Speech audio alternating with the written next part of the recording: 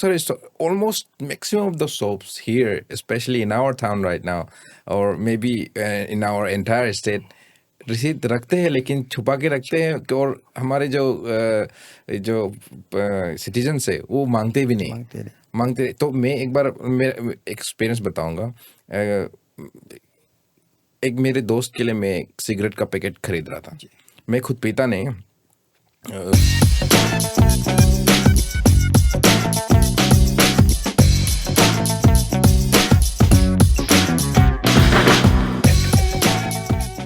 दूर नहीं है, जैसे कि वो चरालय हो गया, वो 2 माइल हो गया, उतना दूर नहीं है। बस थोड़ा सा आना है, एक एप्लीकेशन में पेपर में कंप्लेंट देना है, बाकी आप लोगों का काम। अगर आना भी नहीं चाहेगा तो ई दाखिल वेबसाइट पे कंप्लेंट कर सकते हैं, but that should be having a supporting documents like videography हो गया या तो रिसिप्ट हो गया, एविडेंस आपको या एनी विटनेसेस हो गया, उसके तहत आप फाइल कर सकते हैं। जहाँ रिसिप्ट का बात है, जो ट्रेडिंग लाइसेंस बनाया तो वो तो कंपलसरी रिसिप्ट रखना ही है, कंपलसरी है वो, एक रिसिप्ट बुक रखना है। एंड बहुत सारा ऐसे ग्रोसरी स्टोर हो गया, गेलामाल शॉप हो गया, बहुत सारे almost maximum of the shops here, specially in our town right now, और maybe in our entire state, रसीद रखते हैं लेकिन छुपा के रखते हैं और हमारे जो सिटीजन्स है वो मांगते भी नहीं मांगते। तो मैं एक बार मेरा एक्सपीरियंस बताऊंगा। एक मेरे दोस्त के लिए मैं एक सिगरेट का पैकेट खरीद रहा था। मैं खुद पीता नहीं। तो सिगरेट का पैकेट में ऐसा होता है कि फ्लैग का जो पैकेट होता है कॉमनली जो यूज़ करते हैं वो 60 रुपीज़ का आता है और यहाँ बेचते हैं 70 रुपीज़ में। और ये मेरे जो दर्शक जन हैं, जो श्रोताजन हैं, सबको ये ध्यान से सुनना पड़ेगा कि मुझे पता है कि 99% लोग ये इस चीज़ कंज्यूम करते हैं जो हानिकारक है अपने शरीर के लिए। फिर भी मैं इसे आप लोग के एनलाइटमेंट के लिए बता रहा हूँ। तो जो सिगरेट के पैकेट में 60 रुपीज़ MRP आते हैं, MRP का मतलब वो है कि मैक्सिमम रिटेल प्राइस, और जो रिटेलर है, जो शॉपकीपर है, वो उससे ऊपर नहीं दे सकते हैं। लेकिन वो 70 में दे रहे हैं, यानी कि वो 60 से 10 रुपये एक्स्ट्रा मांग के हमसे ले रहे हैं। तो मैंने कहा कि आप ये थोड़ा गलत कर रहे हैं। तो उन्होंने कहा नहीं भैया, यहाँ पे ऐसे ही चलता है, सब लोग, आप सारे के सारे दुकान पूछ लो, यहाँ पे ऐसे ही लेता है। हाँ लेते होंगे तो सारे के सारे गलत कर रहे हैं। हम MRP से ऊपर नहीं देगा। 10 रुपया मैंने भी कहीं से कमा के लेके आया है, मैंने भी खून पसीना किया है, तो हम भी आपको 10 रुपये वैसे बेवजह नहीं देंगे। तो उन्होंने कहा नहीं, ऐसे रिसीट भी नहीं रखता भैया, नहीं हो पाएगा। अब होगा ठीक है, आप दूसरा दुकान से लीजिए, मुझे सामान दीजिए। तो मैंने कहा I have the right to choose, और मेरा ये चूजिंग है कि मैं यही पैकेट लूँगा और आपको बराबर रुपया भी दूंगा, लेकिन आप हमको उसका रिसीट देना। तो वो देने का मना किया। ऐसे करते करते वहाँ के जो लोकल जो ओनर है वो आ गए बीच में। तो हमको बोलने आदि से बोलने लगा, आनी देनो किंडू देनो किन्ने डडम लुमा पे, डोंट से लाइक दैट। हम तो अब तो जानकारी लाने में ना हो जाएगा ना, कुछ नहीं, ये होगा भाई दे दो, 60 में दे दो, हो जाएगा, हम भी निकल जाओ। तो आई वाज बिट डिसअपॉइंटेड। ऐसे नहीं होना चाहिए, क्योंकि हम अपना राइट्स प्रैक्टिस कर रहे हैं और हमारे जो लोकल जो शॉपकीपर्स, जो एक्चुअल ओनर है, वो आके फिर बीच में टांग रहा था। नहीं, उसके ऊपर भी हम केस कंप्लेंट कर सकते थे, पर वही मैं पहले कहा था, आलसी हो जाते हैं ना। चलो, so this the one who was supporting the trader, actually that type of people has made this kind of illegal trade practice in our area, especially in Arunachal Pradesh. So right now, as a consumer, we should be aware. The first thing, certain cases has come up in our district consumer forum at Pasigar also in our court. So once at a time when there was no Jio services here, Airtel was a bit functionable at the time. It was BSNL at the time. So the one consumer, he had bought a top-up recharge of rupees 100. So he was charged 110 rupees, 10 rupees by exactly. the retailer. Yeah. So when inquired by the consumer, he said that we take 10 rupees and it has been assented or permitted by the BSNL department, agency. Then he filed a complaint and the case was going on. It took, and finally the department also came to the court giving their justification. The BSNL, they gave the justification, and finally the retailer was booked and he was made to compensate the consumer. So it was 7 years back. Okay. So certain cases comes up, but that I would like to appreciate that boy who really came up with that complaint. So there are many cases here, as we have talked about the Pack of cigarette, packet of cigarette. But here, being a consumer, even you, as you've talked now, you didn't file a complaint. Yeah. So this is the lacuna of our Sorry. people. So we should be very, we should have that feeling and that in our mind that if we practice it today, they will get more tomorrow. Yeah. So the illegal trade practices will go on, and one day no one is going to ask them. So Yeah, this is the matter. अभी जैसा आपका गर्म दिन आ रहा है, definitely you will be charge 10 rupees extra for freezing Freezing charge. Freezing का, और उसमें आप लोग सिर्फ इतना चाहते, कोल्ड ड्रिंक्स का मीनिंग क्या है? It has to be cold, Cold. नहीं तो उसको कौन खरीदेगा?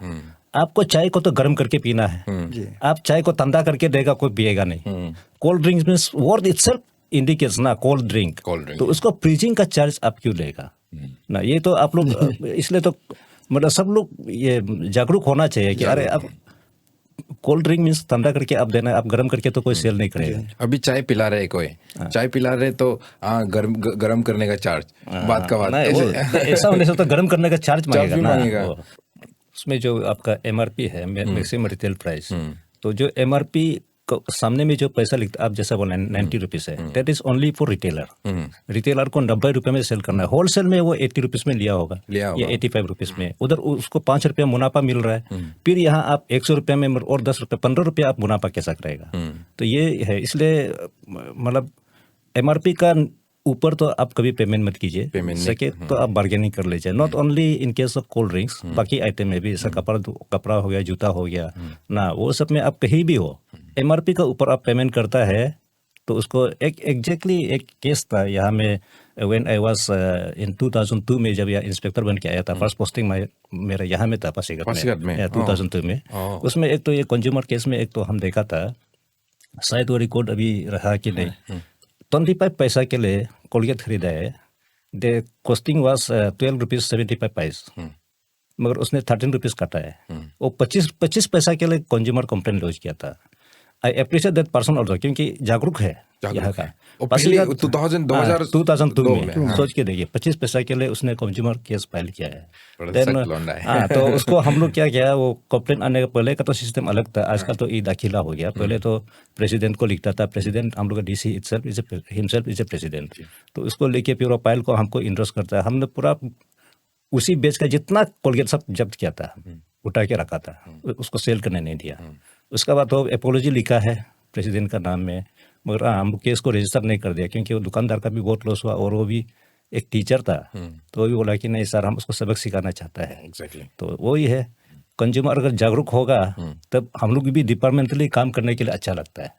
एक्चुअली पासीघाट में मेरा ख्याल से नेक्स्ट टू ईटानगर, पासीघाट में कंज्यूमर केस थोड़ा ज्यादा है. आई थिंक वी हैड 65 में से कंप्लेंट्स आते हैं. कंप्लेंट्स, अभी 65 में से शायद हम लोग डिस्पोज 63 कर दिया, क्या 63 कर दिया, सक्सेसफुल डिस्पोज, नहीं 63 डिस्पोज कर दिया. अभी नया भी आया है, इवन एजुकेशन सेक्टर का भी है अभी केस जो आया है, नया केस एजुकेशन सेक्टर में. हाँ, इवन आपका व्हीकल परचेज का भी है ना, और बैंक का भी है ना. ऐसा मतलब इंटरेस्टिंग केस है यहाँ पे पासीघाट में.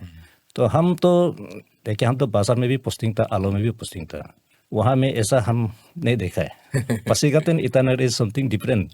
मतलब आदमी जागरूक हो रहा है, ये अच्छा लगता है ना. क्योंकि अभी और एक चीज़ मैं बताना चाहूँगा, ये मैं क्लियरली, मतलब दिल खोल के मैं सबके सामने ये कंप्लेंट अभी सबके सामने मैं कर रहा हूँ. हमारे जो पासीघाट के इंडियन पोस्ट ऑफिस है, जो सर्विस है, उसका जो पोस्टमैन कभी डिलीवर करने नहीं आता, जबकि पोस्टमैन है, सर्विस गवर्नमेंट जो उनको लगाया काम में ताकि वो जाके डिलीवर करे हमारे जो चिट्ठियाँ आते हैं या फिर कुछ भी सामान आते हैं. तो मेरे साथ मतलब 10 से या 20 से ज़्यादा ऐसे कुछ सामान उन्होंने मुझे कॉल किया कि आपका सामान आया, लेने आ जाइए. अगर ये आप इंडियन पोस्ट ऑफिस जो सेंट्रल में सुन रहे होंगे तो आप प्लीज़ ये सब इसको थोड़ा ध्यान दीजिएगा. मतलब उसमें ऐसे होता है कि हमको कॉल करता है कि वो आपका सामान आया, लेने आइए. तो तो मैं कहता हूँ कि आपका डिलीवरी मैन जो है, पोस्टमैन जो है, उसको आके पहुँचाने दे। पोस्टमैन नहीं है अभी, वो कहीं कुछ काम से बिजी है। तब जब मैं आता हूँ सामान लेने तो मैनेजर को मैं हमेशा कंप्लेंट लिखता हूँ। मैनेजर कहते हैं कि हाँ ठीक है मैं वो कर दूंगा। बाद में ऐसा होता है कि 1-2 दिन के बाद फिर से वो ही चल रहा होता है। तो ऐसे सो कि मैंने 20 से ज़्यादा कंप्लेंट दिया मैनेजर को, तब जाके वो सुधरा। तब जाके अभी पोस्टमैन आने लगा, भैया ये है आपका घर, हाँ ये है, अभी से आना, हाँ ठीक है। तो ऐसे होके अभी वो आ रहा है। तो मैं कंप्लेंट किया इसलिए वो अभी आ रहा है। लेकिन बहुत सारे ऐसे घरे हैं जिसमें वो नहीं जा रहे हैं, उनको बुला रहे हैं कि पोस्ट ऑफिस में आइए लीजिए। तो इनका मैंने तो मैनेजर में कंप्लेंट किया, उससे बढ़कर भी मैं कुछ कंप्लेंट दे सकता हूँ आप लोग को या फिर किसी हाँ, वो कंसर्न तो डिपार्टमेंट। वो सर्विसेज में आते हैं। हाँ सर्विसेज में जब आते हैं तो आप you have even right to claim for compensation and even the mental agony which they have cost to you. वो कंपेंसेशन के तौर पे, जैसे कि हमारे डिस्ट्रिक्ट कंज्यूमर कोर्ट में हम ईस्ट सियांग डिस्ट्रिक्ट के अंदर हम 50 lakhs 1 पैसे से 50 lakhs तक हम यहाँ जो कंपेंसेशन हम कर सकते हैं। जैसे कि आपके स्टेट कमीशन में 50 lakhs to 1 crore and national commission में जैसे कि 1 crore एंड अबव।